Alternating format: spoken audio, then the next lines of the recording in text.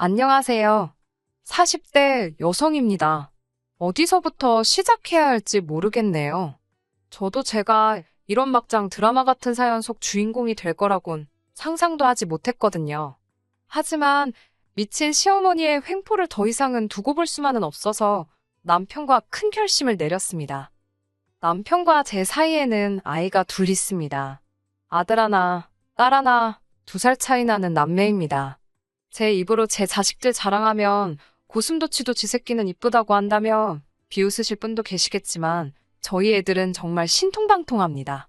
아들은 올해로 10살이고 딸은 8살인데 둘이 어찌나 사이가 좋은지 몰라요. 저나 남편이 자식 교육을 잘 시켰다. 뭐 그런 소리를 듣고 싶어서 하는 말이 아니라요. 어디서 그렇게 양보와 배려를 배웠는지 둘이 싸우는 법이 없어요. 둘이 같이 공부방을 다니고 있는데 거기 선생님들도 그렇게 입이 닳도록 칭찬을 하십니다. 저에게는 정말이지 눈에 넣어도 아프지 않을 억만큼을 준다 해도 못 바꿀 아이들이지요.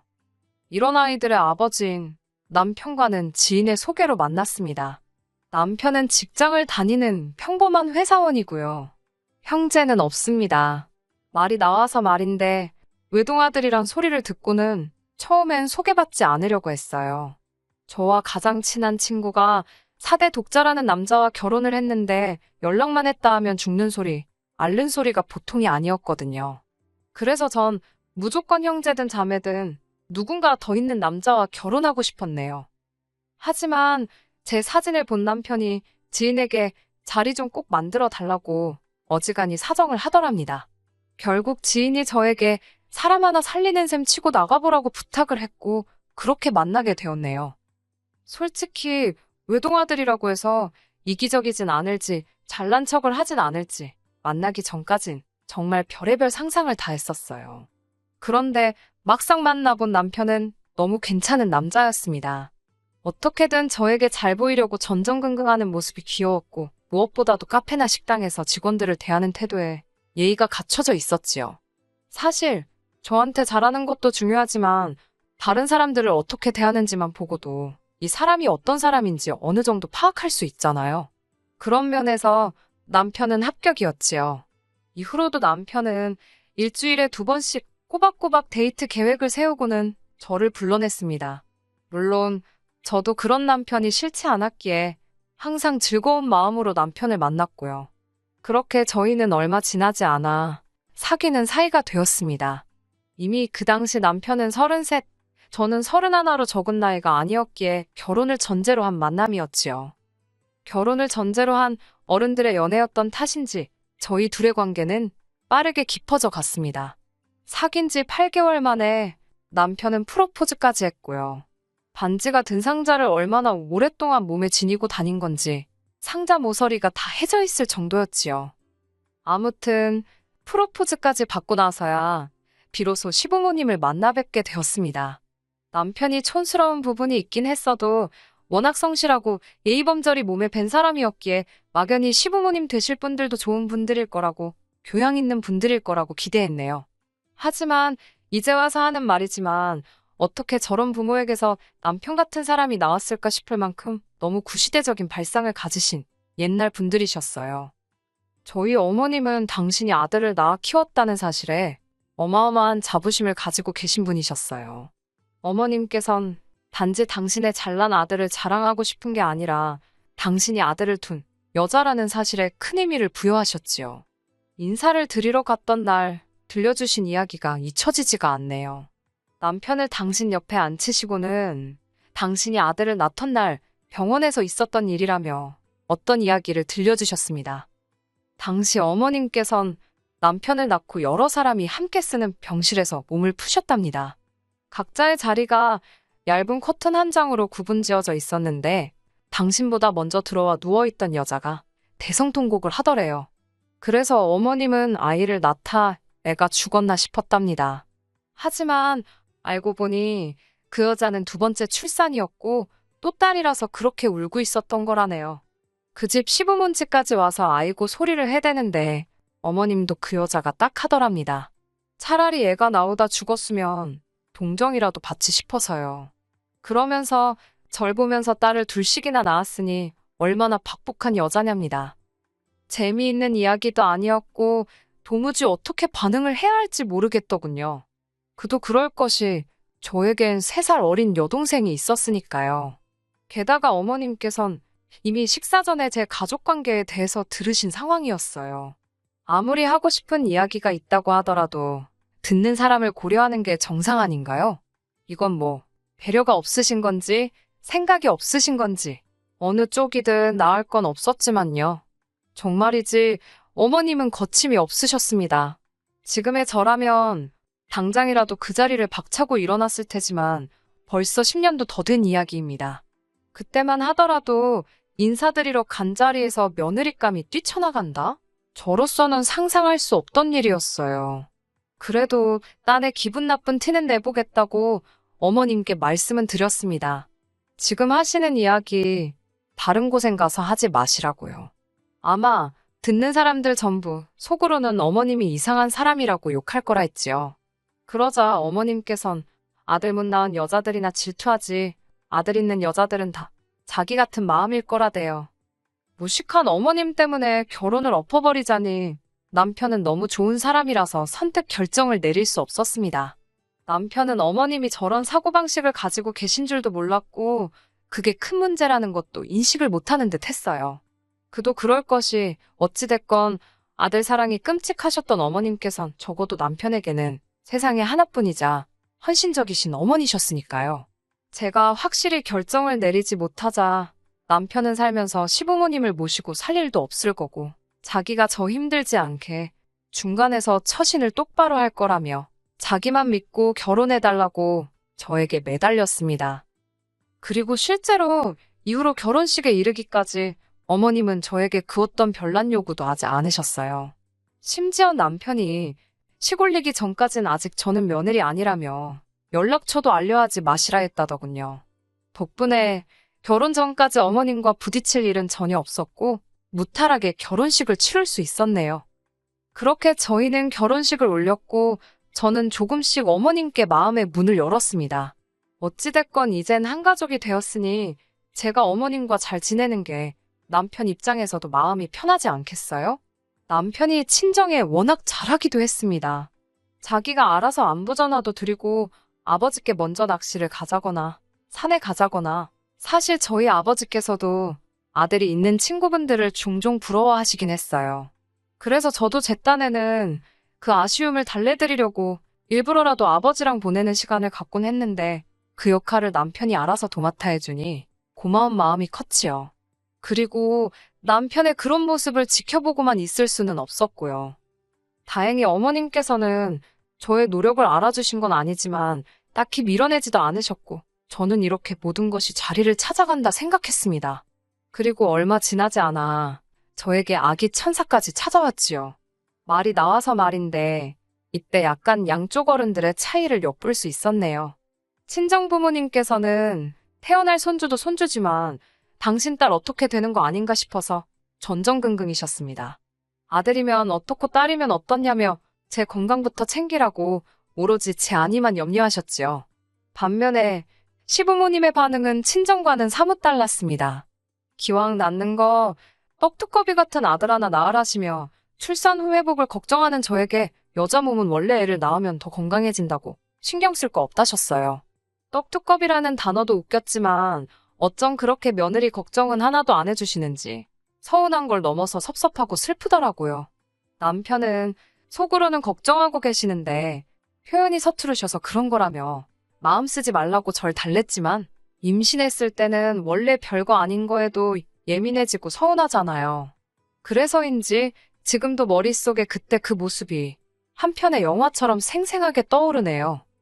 아무튼 어머님의 간절한 기도 덕분인지 전 정말로 떡두꺼비 같은 아들을 낳았습니다. 어머님께선 저에게 정말 잘했다며 큰일 했다고 명품백을 선물로 사주셨어요. 어머님께 처음으로 인정을 받은 것 같아 기쁘기도 했고 동시에 큰 효도를 한 기분이었네요. 이후로 한동안 행복한 날들이 이어졌습니다. 남편도 같이 육아에 힘써준 덕분에 남들이 말하는 독박육아의 서름 같은 것도 별로 느끼지 못했어요. 친구들이 저에게 전생에 나라를 구했냐며 복도 많다며 부러워하는 눈치였는데 부러움의 대상이 된다는 거 싫지만은 않더라고요. 하지만 솔직히 어머님께서 저희 아들을 지나치게 물고 빨고 하셨던 탓에 버거운 순간들도 있었습니다. 예뻐서 보고 싶으셔서 그러시는 건 알고 있었지만 연락도 없이 집에 찾아오시는 건 물론이고 낮밤 가릴 것 없이 영상통화를 걸어오셨거든요. 심지어 한 번은 지금도 그때를 생각하면 가슴이 철렁하네요. 제가 둘째를 가졌을 때입니다. 남편이 집에서 아이를 봐주고 저 혼자 병원에 다녀오려던 상황이었는데 남편 회사에 일이 생겨서 일정이 꼬여버렸지요. 남편은 어머님께 혹시 와서 첫째를 잠깐만 봐주실 수 있겠냐 물었고 어머님이 알겠다고 하셨던 모양이에요. 그렇게 어머님께 첫째를 맡기고 병원에 다녀왔습니다. 배뭉침이 심상치 않아서 걱정스러운 마음에 동네에서 원래 다니던 병원이 아닌 큰 병원으로 갔던 게 화근이었을까요? 집에 돌아왔는데 어머님도 아들도 보이지가 않았습니다. 바로 어머님께 전화를 걸었지만 몇 번을 걸어도 받지 않으셨어요. 아버님께도 전화를 걸었지만 당신은 받기라 아무것도 모른다 하셨고요. 순식간에 저희뿐만 아니라 친정에서도 난리가 났습니다. 나이 드신 어머님과 이제 두 돌도 안 된 아들이 없어졌으니 어느 누가 제정신일 수 있겠어요? 하지만 이 소동은 4시간 만에 끝이 났습니다. 어머님께서 손자가 너무 예뻐서 자랑하고 싶으신 마음에 데리고 가셨답니다. 택시 타고 당신 사시는 동네로요.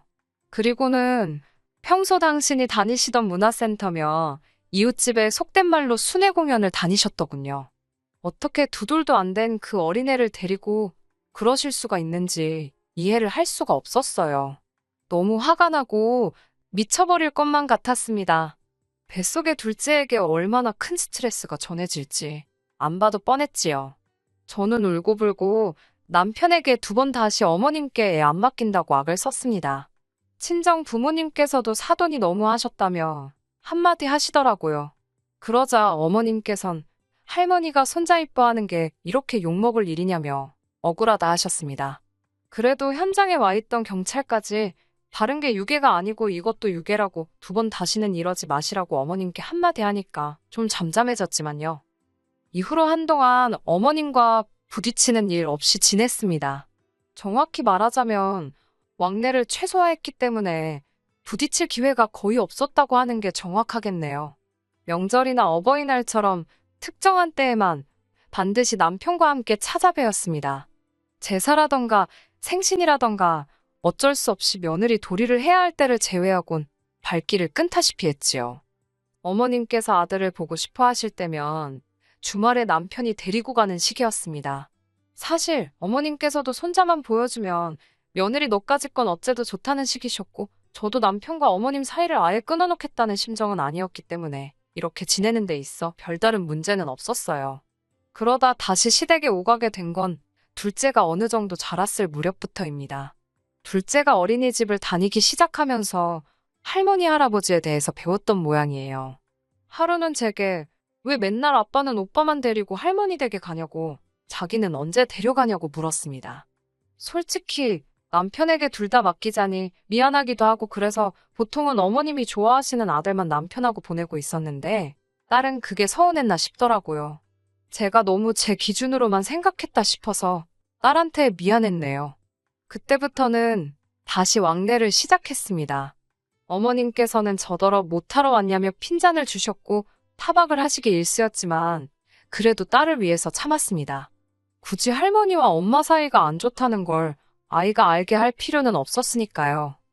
하지만 전 결국 시댁과 연을 끊었습니다. 정확히 말하자면 어머님으로부터 제 아들과 딸을 지키고자 결심을 했지요. 사실 어머님이 첫째와 둘째를 차별하는 건 진작에 알고 있었어요. 하지만 섣불리 어머님께 따지고 들지 못했던 건 어찌됐건 첫째에게는 간이고 쓸개고 다 빼주실 만큼 정성을 다해주시는 좋은 할머니셨거든요. 둘째에게는 정말 찬바람이 느껴질 만큼 곁을 대주지 않으셨던 얼음장 같은 분이셨고요. 가령 시댁에서 다 같이 식사를 하기 위해 모이잖아요. 그럼 어른들이 아무 반찬이나 다 잘 먹지만 애들은 좋아하는 반찬이 몇 가지 정해져 있어요. 보통은 소세지, 계란 뭐 이런 건데 저희 애들은 게 중에서도 특히나 소세지를 좋아합니다. 집에서 소세지를 해주면 늘 똑같은 개수로 나눠주고요. 그러면 또 첫째는 자기가 나름 오빠라고 둘째한테 한 개나 두 개는 양보를 해요. 둘째는 둘째대로 고맙다고 오물오물 음식을 씹으며 대답을 하는데 입안에 밥풀이 다 보여도 제 눈엔 그게 그렇게 예뻤어요. 오누이가 사이가 좋으니 기쁘지 않을 엄마가 어디 있겠어요? 그런데 어머님께선 소세지 반찬을 준비하시곤 꼭 첫째만 주셨습니다.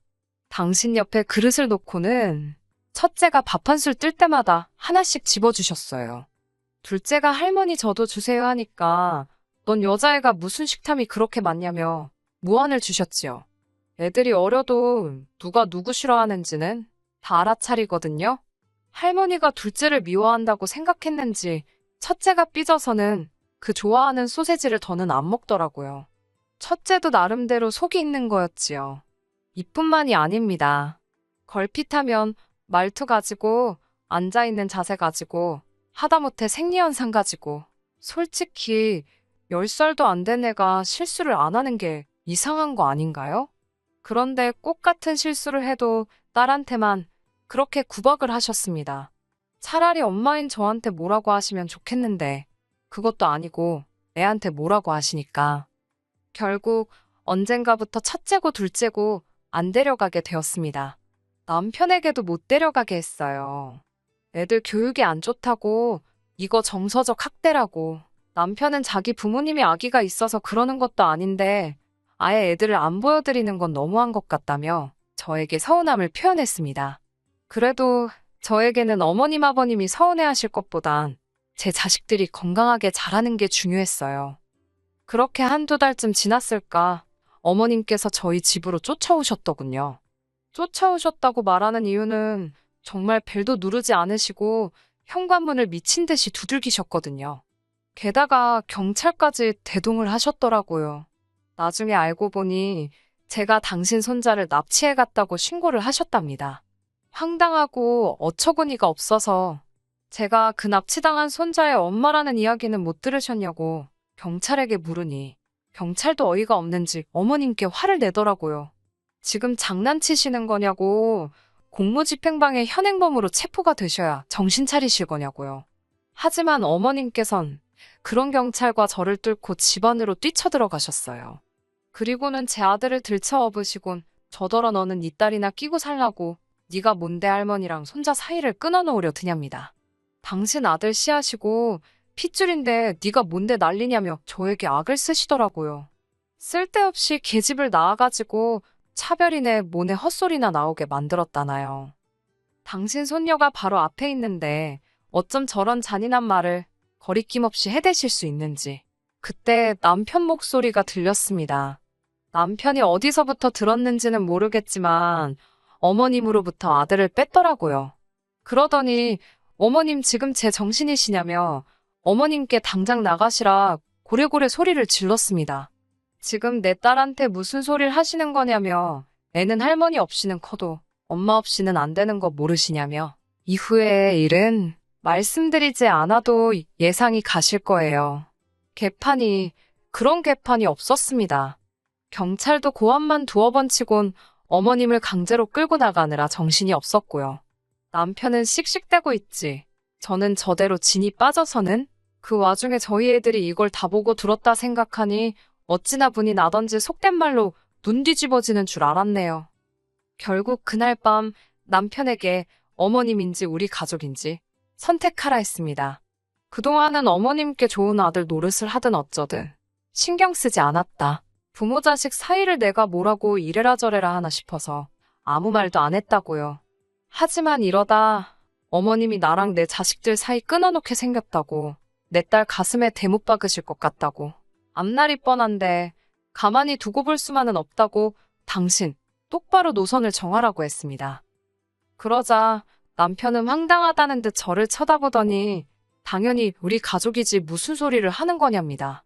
이 집의 가장은 자기고 가족을 버리는 가장이 어디 있냐면서 어머님은 아버님께서 곁에 있으시니 괜찮을 거라고 신경 쓰지 말라더군요. 남편의 대답을 듣고 나니 정말 그나마 버티고 있던 두 다리가 정말 풀려서 주저앉아 버렸지요.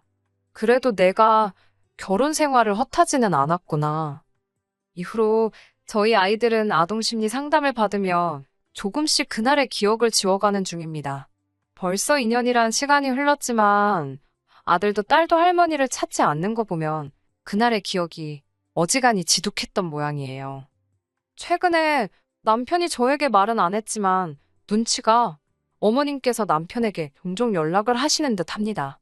남편이 어떻게 응수하고 있는지는 솔직히 모르겠네요. 다만 이 불편한 상황이 언제까지 이어지더라도 제가 먼저 나서진 않으려고요. 아이들이 자라서 성인이 되고 그때 할머니를 찾는다면 모를까. 당장은 제 가정, 제 아이들만 생각하면서 사는 중이고 앞으로도 그럴 생각입니다. 전 엄마니까요. 저 잘하고 있는 거 맞지요? 저에게 힘을 주세요. 끝까지 들어주셔서 감사합니다. 오늘의 사연은 여기까지입니다. 구독과 좋아요, 알람 설정 부탁드리고 더 좋은 사연으로 다시 찾아뵙겠습니다. 감사합니다.